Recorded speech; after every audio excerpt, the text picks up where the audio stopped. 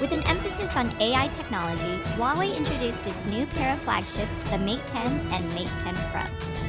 Both phones feature a sleek glass design with thin bezels. Inside, they're equipped with an octa-core Kirin 970 processor with a dedicated chip to calculate specific AI algorithms. For example, the phone's dual cameras can recognize objects like flowers and landscapes and adjust camera settings accordingly to take the best photo.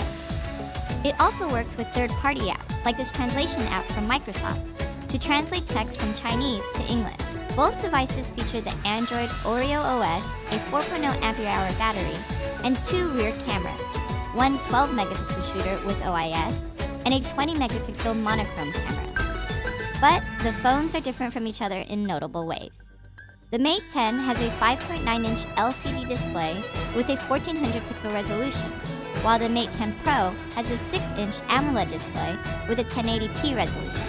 The Mate 10 also has a fingerprint reader below the display instead of on the back like the Mate 10 Pro, and it has a headphone jack.